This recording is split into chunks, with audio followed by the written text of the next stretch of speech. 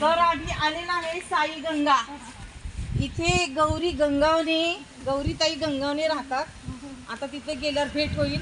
आणि ह्या त्यांच्या आई आहेत. ह्या मला टोकसरला भेटल्या होत्या.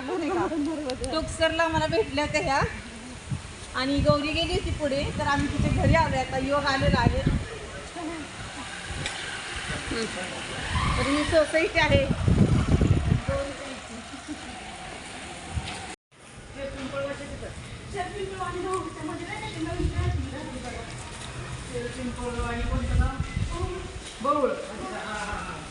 लय बरं आहे का? दुसऱ्या मजल्यावर आहे का?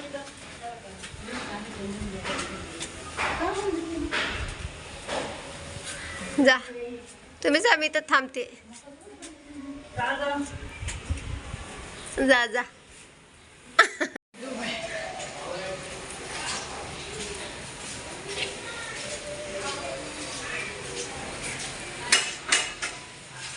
तुमचं बघूनच होणार. मग काय आम्हाला बोलावं.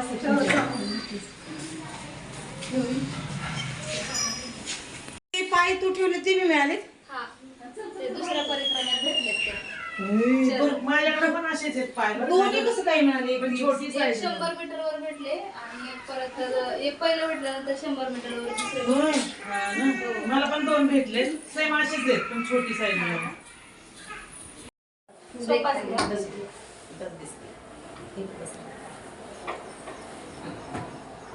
नर्मदे हर.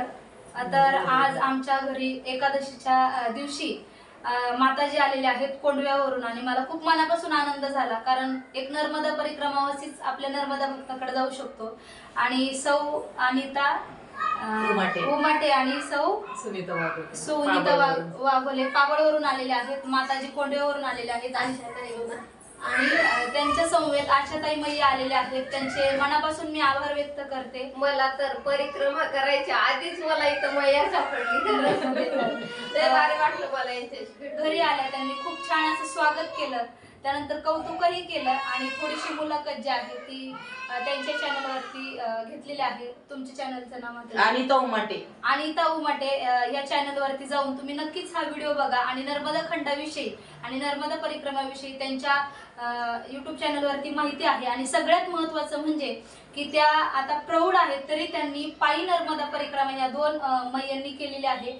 आणि मा नर्मदा मैया त्यांना उदंड आयुष्य लाभो आणि अशीच त्यांच्याकडून नर्मदा परिक्रमावासींची सेवा, मा नर्मदा मैयाची सेवा घडत राहो हीच पांडुरंग परमात्म्याच्या चरणी आणि माऊलींच्या चरणी नर्मदा मैयाच्या चरणी अर्पण करते. आणि इथेच थांबतो. नर्मदे हर.